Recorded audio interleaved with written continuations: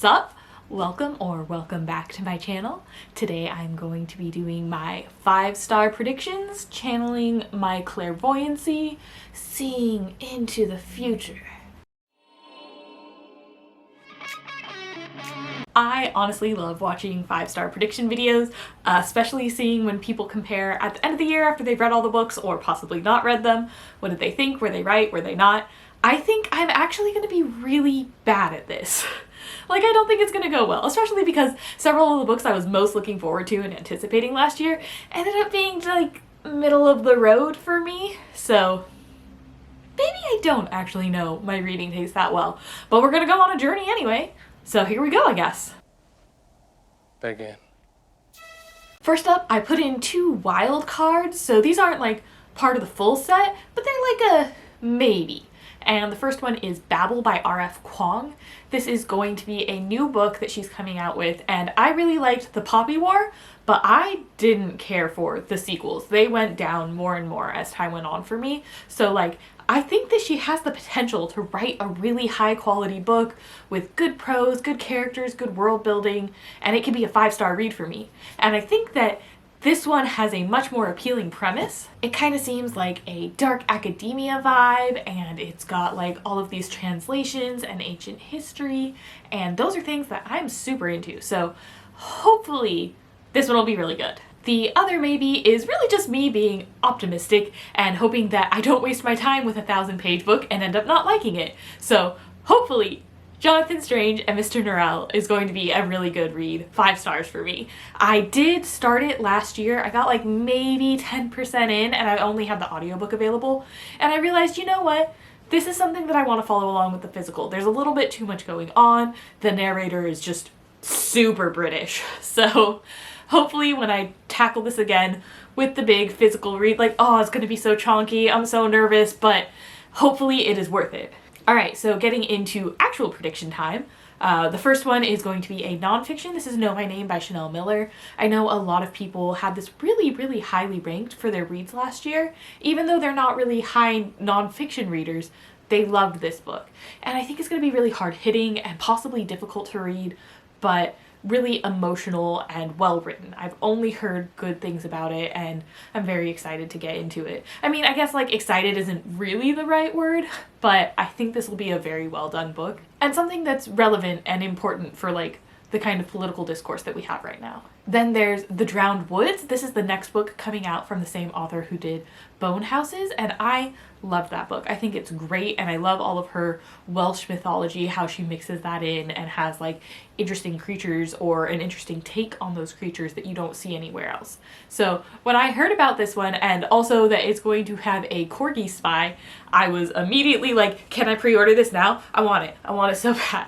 I am going to wait. It's so difficult, but I got the Bone Houses as an American paperback, so I kind of want them to match, and I'm gonna have to hold off until next year, but I hope this is a 5. I think it's gonna be a 5. Then there's The Book of Night, and this is by Holly Black. A lot of her other titles haven't appealed to me at all. Like, I didn't think I would ever read a book by her, but this one actually looks really good. It's got kind of like dark witchy vibes going on, and I was lucky enough to recently come off the Illumicrate waiting list, and based on a tweet that they did with some like emojis kind of advertising the next few books they're going to be coming out with, it looks like Book of Night might be one of those books. So like, I really hope that it's 1, gorgeous, 2, and fantastic. So those are what I'm really looking forward to. Hopefully this will be 5 stars, but it's definitely like within my realm of things that I really love. On a similar page is We All Fall Down, and this one also might be getting a fancy Illumicrate version. I read What Big Teeth by this author. That was the debut novel they came out with last year, and I actually really liked it. I don't think it's super strong in characters or in plot, but I really liked the vibes that it had, and it had some interesting types of monsters and like the themes that were going on, so I'm looking forward to see what they do going forward. This next one has like corrupt magical societies and a bunch of queer teenagers. I know the author is non-binary and that they really like to write about monsters, and I think that they put out a very interesting first work, so this next iteration, now that they kind of have their foot in the door, I really think it could be a 5-star for me. The next book is my other nonfiction on this list, and that is Buzz. I actually own this one, and I did read the first bit a really long time ago, and then I just like didn't have the time to be able to commit to it. But I am so desperate to read this book. I love bees. That's a really weird thing to love, I think, but I do. My background is actually in nutrition, and I especially love the agricultural side of things and have like worked on farms. My husband also really loves bees, and someday we want to be able to create a bunch of habitats wherever we settle down for good and just like be very inviting of the native species and be able to kind of help get their populations up. But as far as I can tell, this author has a really good style and a really decent sense of humor that kind of comes through. There's a lot of levity in the writing, and he has a couple of other books that I'm hoping if buzz goes well I'll be able to do those, like Feathers and Seeds. I know that even just from the little bit that I read, he's got some very interesting things to include. Like, I didn't know that there are blue bees. Future editing Jess, please put up a picture of one of these bees right now, because oh my god, they are so pretty and so cool, and I just had no idea that they existed. But he's kind of going through it and all these different little facts, and I found it really fascinating. So I think this one is going to be a solid read. Next up is not a wild card exactly, but like kind of, and that's a two-parter. I'm hedging my bets on this one, so I think that either Ogres or Guns of the Dawn by Adrian Tchaikovsky is going to be a 5-star read for me. And so far, he's kind of like my male V.E. Schwab in that I love the premises that he puts down. I think that they're really inventive and creative and interesting and things that I'm not seeing from other people. But then when I read it, like the execution is, I don't know, it's not where I would have gone with the story. It's not as developed or involved or like even the same way that I would have taken that premise, you know? But I think that both of these have the potential. Guns of the Dawn will be the first actual novel I've read from him, and that one's supposed to be like the pinnacle of flintlock fantasy. I haven't really heard anyone speak badly of it, so I'm very looking forward to that. And then Ogres sounds like a spicy little hot take, some social commentary on landlords, and I am 100% down for that. So I hope one of these is really good. I want to love an Adrian Tchaikovsky book, and just so far they haven't really been hitting with me, but I think one of these could be the one. Then there's The Sword of Kaigen, and I know it's not part of the Greenbone saga, but my like little lizard brain kind of goes high fantasy novel, Japanese setting, oh my god, I get more Greenbone saga. So I'm very looking forward to this one, and I know it's got like some modern technology. I've heard people mention either like phones or planes or TV, something like that. So it's not exactly like the high fantasy setting that I was initially taking it to be, especially based on that cover, but I've heard it's really fantastic and does a great job with like motherhood, which isn't something that we get a lot of in fantasy. But I definitely think that this one could be a 5-star, and I'm very excited to get to it. Also, I have high hopes for City of Brass. I know that some people, this is among their favorite series of all time. I love getting high fantasy novels with a non-white European Western influence, because I just think that a lot of those storylines are really played out, and then when you get to move the location and you get to have someone from a different culture and a different background, they can have just so many more interesting stories and things that feel incredibly unique, because it's not something I've had a chance to be exposed to. And it also kind of helps you learn about other areas in the world at the same time, and it just looks so beautiful and so well done, and like the covers are stunning, so I think that this one is gonna be a hit. The next one I kind of cheated on, because like I wanted to make actual predictions, not things that like, oh, I'm really confident on this one. Normally I put my money where my mouth is, and on this list I tried really hard not to, but I did pre-order The Path of Thorns because I just think it's going to be amazing. It's got werewolves on the cover, it's got like a large mysterious carpet bag, it's got poisons and a remote estate, and it's also by an author whose debut novel I absolutely loved last year. And so I am super looking forward to The Path of Thorns. It might be the book I'm most excited about. Either that or one of the ones coming up on this list. But like, oh my goodness. I want to read it now. Why can't it come out now? And I might as well just say the other book that I'm really super looking forward to, and that is The Bone Orchard. I am so excited for this. I talked about it in my anticipated releases video as well, and I just think this looks really good. It has like concubine of the emperor, and she's got other interesting types of jobs that she's responsible for, and she's a necromancer. We've got all of these nuanced, like very adult themes going on, and it's a standalone, and like the cover is so gorgeous, and it's put out by one of my favorite publishers. So like everything kind of just like check, Check, check, yes. I am going to love this book.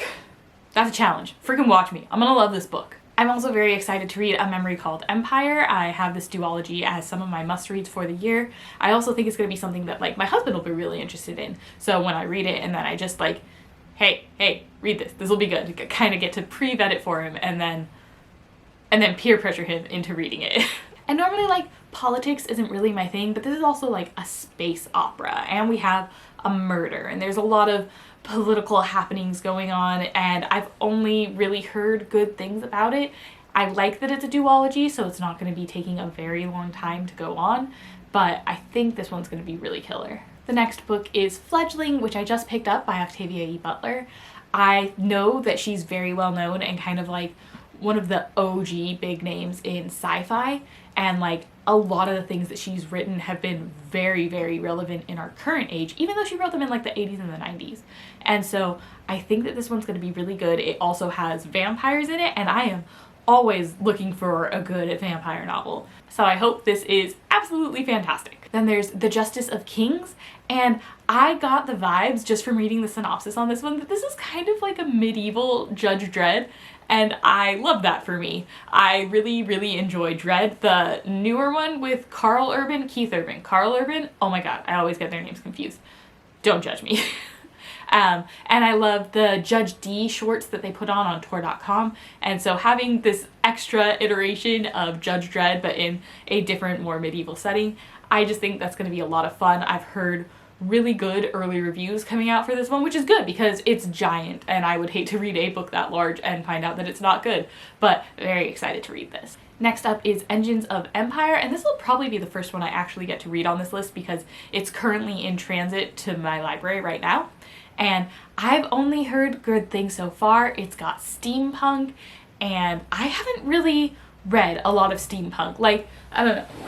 Back here, I've got a YA steampunk series, which is Leviathan, Goliath, Behemoth, and I haven't really read steampunk since then, probably. Like a couple little touches here and there, but nothing quite so much. So I've heard excellent things about this one. I've got to say, the cover, she's not it. I think they could do a lot better. It's very, very weak, especially for like what's supposed to be the first in a series. But as long as what's under the cover is excellent, doesn't really matter. And that's what I've been hearing so far. So I think this one's going to be a hit. And lastly, but not leastly, is Blackwing. And I don't know a whole lot about this. I've heard a couple little reviews here and there. I know that Leanna from Leanna's Library really likes this book series. But when I originally saw it, like, I don't know, maybe a year ago on Goodreads, and I started going through the synopsis and saw that somewhere in the beginning a guy has like a tattoo and it takes off and takes flight from his body to go deliver an important message. And like, I just think tattoo magic is so cool. I love tattoos anyway, even without the magic bits, but like tattoo magic, I've even tried to think of a little short story on my own kind of involving that or use it in an RPG or something. I love it so much and I'm very excited. I don't need to know more. I don't want to know more. The cover looks kind of dark, like in a grim, dark, gritty, ooh, we're so scary type of way. I don't know how I feel about that, but tattoo magic. Yeah. So those are all of my 5-star predictions. I will do another video once I've managed to read them all this year, and we'll see how wildly wrong I was, and if I'm any better at knowing my own taste next year. So let me know, which one of these books do you think I'll love the most? Which one of these books do you think you'll love the most? And what is your #1 pick for yourself? If you could only make one 5-star prediction for your year, what's the book you think that's gonna do it for you? I'd love to know. Comment down below. Also feel free to like and subscribe, and I will see you in the next one. Oh, hi.